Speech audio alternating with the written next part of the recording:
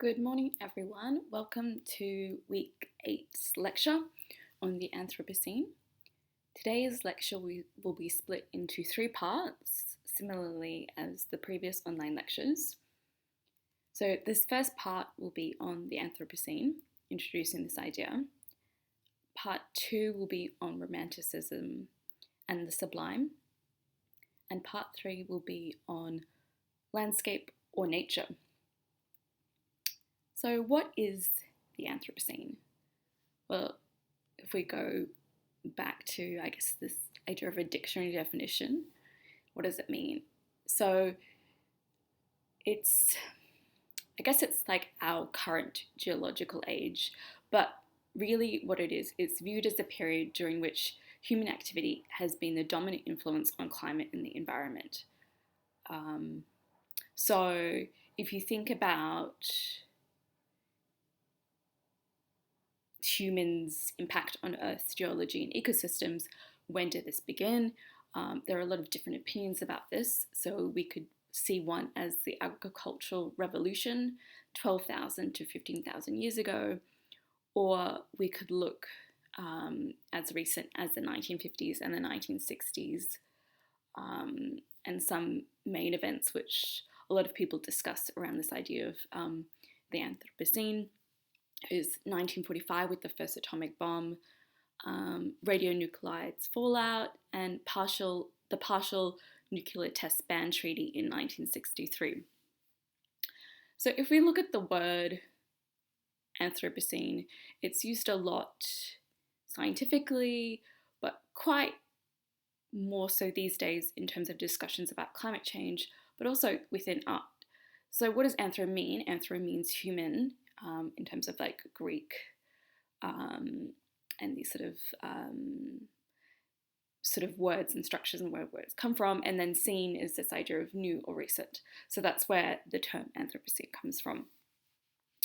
So when we're looking at it, what do we think of when we think of humans' impact on the Earth? So let's just go to this incredibly iconic image. It's one of the most reproduced images in history, and it was taken by the crew of the Apollo 17 spacecraft on its way to the moon on December the 7th, 1972, at a distance about 29,000 kilometers from the planet's surface. So, although we have never seen this ourselves, we know that this is Earth and this is where we live, and this is part of nature and science and our existence. So this photograph, we know it because it's been distributed so much and we know what it is. But this is a very iconic image which shows and communicates a lot to us, and it's an object in its own right. But think about, what does it do as an image, and what role does it play in our mind? So ever since our species has first emerged, we've been linked with this object, this Earth, and Earth has changed because of human beings over time.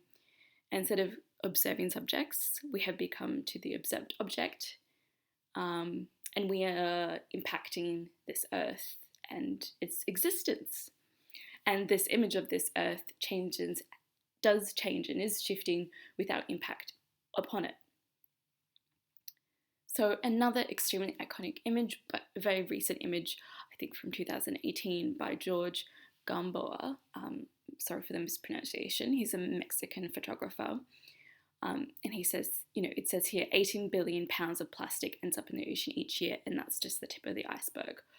So we're very used to seeing in the National Geographic what we expect to be nature and to be natural, not man-made elements. But here we have a plastic bag which is made from chemicals that man has made and is wreaking havoc on the Earth and has infiltrated and taken over. So the comment here is like planet or plastic. So it's a very simple and key way of communicating, our impact on nature and the Earth, and this idea of anthropogenic climate change and our impact on this, and how we as humans impact Earth, climate, biodiversity, all these different aspects of nature we are having a profound impact on. So a lot of artists are exploring this and the different facets of this idea of the Anthropocene.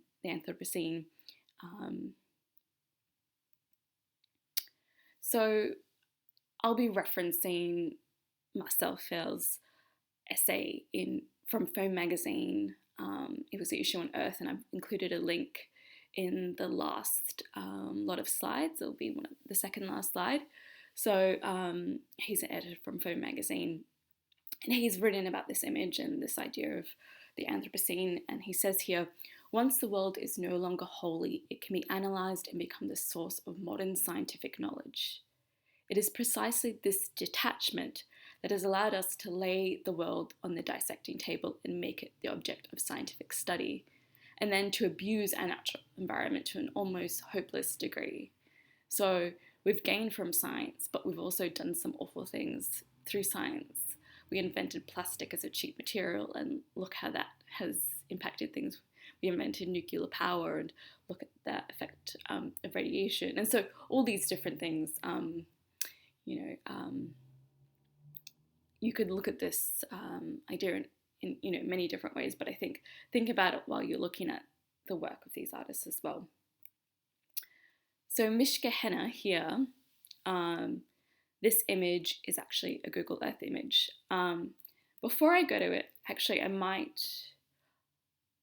bring up right now what we've actually been seeing all over social media and the news and the internet. The Anthropocene, actually, there are a lot of discussions about the Anthropocene in relation to COVID-19 and the coronavirus. And there are a lot of scientists who are actually doing research right now about this relationship. And a lot of scientific and multidisciplinary journals are looking to publish research and writing on this because it's happening now, and people are analysing the findings and data, whether it's environmental, impacting pollution levels and climate levels, or in other degrees of humans' relationship to animals and the earth. And so there's all sorts of different facets there, which I haven't included because that research is being done right now, and therefore it's not something to speculate on. But you can see a lot of satellite images surrounding these conversations of I guess very simple ideas of climate, like CO2. When factories have shut and people are inside the houses, or what that difference makes when people are inside versus outside, and when factories that are polluting stop for a moment and what happens around those areas. So there are a lot of interesting things out there if you're interested in that. And this idea of surveillance and using Google Earth to really see these changes on the planet, through this device is very interesting. So we've looked at other artists who've used Google Maps before, but this Mishka here is using Google Earth. So he pinpoints sites on a map, zeroes in, and adjusts the viewing height. And he sort of, he maintains like a little description of the location and makes hundreds of screenshots, which he then laboriously stitches together to make this final image. And, it looks like a drawing on a map with like cutting precision. So if you're looking at this, you might not be aware, it says here feeders and feedlots. So what is it? It's actually like cattle and cattle farms, and I guess the impact on the earth from all these animals being cramped in and farmed for consumption, but the feces and urine and excrement and pollution that's actually produced through this. So he uses these surveillance capabilities of satellite imaging to alter, I guess, what we can see through our viewing of this. And he's doing this in America where the government industry has a lot of restrictions on the public and people being able to go and photograph these feedlots. So he's found a way to move around this and photograph, these large, vast amounts of land that have been destroyed by human imprint on the landscape. And it's just a very clear presentation of this. And Mishkahene says himself, it was a playful gesture at first. He photographed like US military outposts, and then for him it started being developed with, like the influence of Ed Rushka's work and suburban banality, but then he sort of started documenting military bases and this idea of American global hegemony before moving into this this impact of sort of showing what's actually happening and showing what these mammoth industries are doing. So, these feedlots, neatly patterned tiles, and these dots in these images are cows. And it looks like maybe like an expressionist or something, but really it's cattle waste and nitrates and antibiotics. And it's again with that surveillance and anti-whistleblower laws that prevent farm operations being photographed. Yet he's able to, move outside these restrictions due to technology, and draw attention to that loophole, and let environmental advocates have access to these images and see what's happening.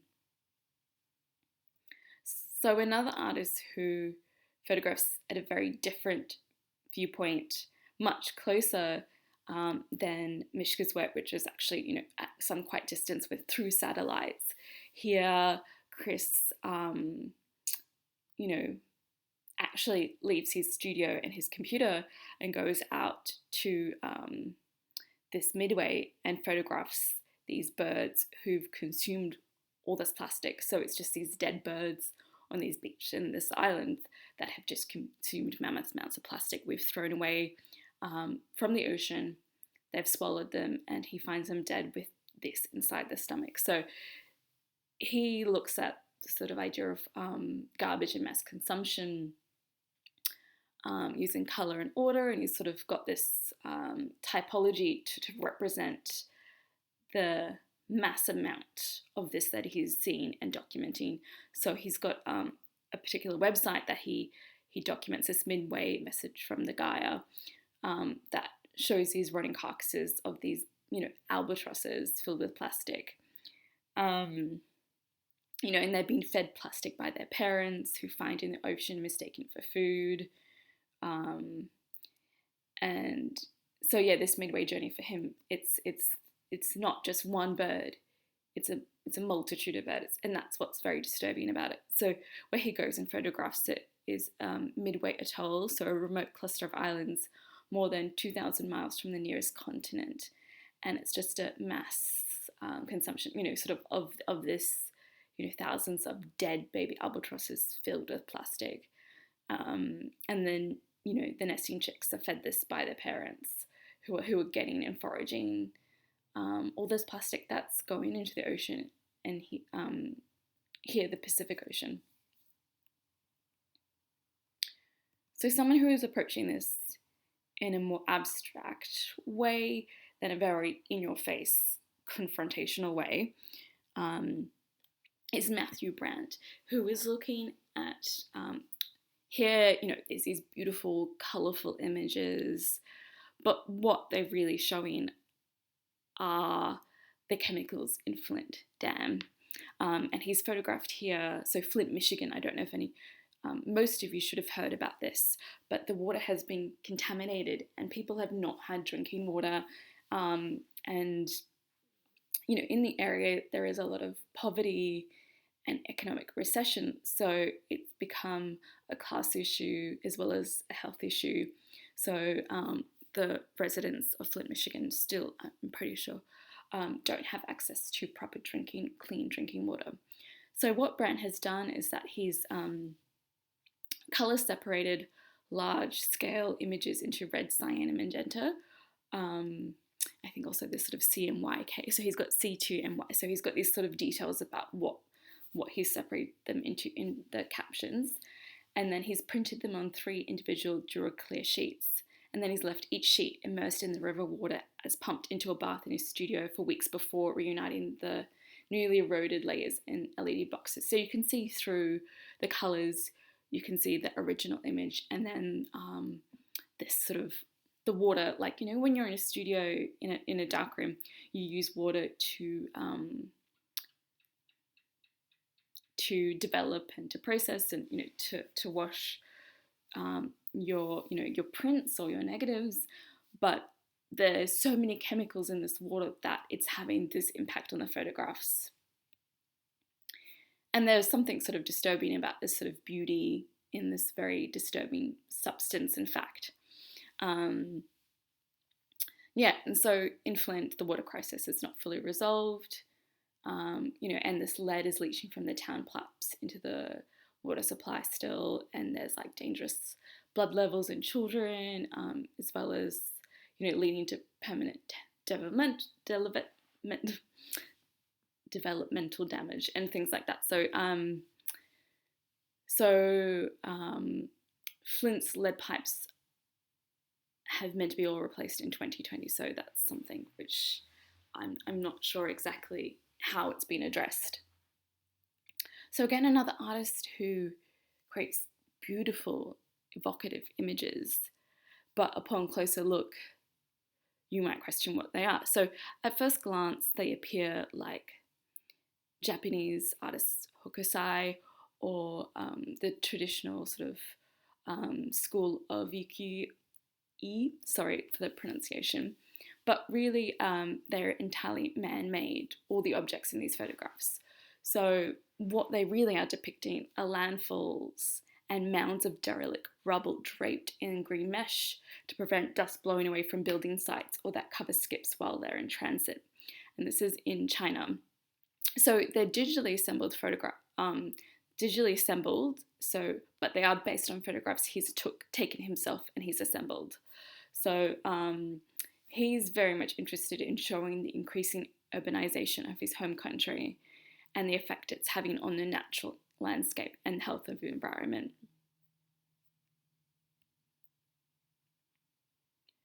And so this idea that he's recreating a traditional form of Chinese painting to depicting like a modern China that is being polluted and things are developing dramatically, he says. So today China is developing dramatically and many things are under construction. Many things have disappeared and continue to disappear. The rubbish dumps covered with the shield, a green netting, are ubiquitous in China. And he also says that photography can be understood in traditional ways. It can record many histories long before our own time, and it can take people back to times and situations many years ago. But photography is also very contemporary. It can reassemble and re-edit the things we see in order to produce illusions that people see when they're in front of such photographic works. In these works, you see images that are both real and fiction. So Kelly Hussey Smith did this photographic series of animals in zoos, cage animals. So it's looking here at, I guess, the human impact on animals. And she went around a lot of these different zoos, photographing them, but also creating these time stills of just bored animals in really small confined cages. So I do recommend you watching. The link is down the bottom there, but I've also included it at the end of all three parts of the lecture. So she, explains that her work was developed in response the way we use animals for entertainment and decoration, developed around the subject of animals in captivity. She's exploring the reality of extinction, especially with orangutans and palm oil industry. It's very bleak that what is happening to orangutans. So she's looking at this sort of constructed environments and who they become in these spaces. And she sort of references John Berger, in this idea of living monuments to their own disappearance, which is very heartbreaking. But just a very simple thing by creating this sort of series of animals in these small spaces, and you're watching them like you're in that zoo or in that window, but you're watching them over a long period of time, just sort of doing these repetitive bored things. And what are we doing to these animals. So this ends this first part of the lecture. The next part you'll have to click on is part 2, Romanticism and the Sublime.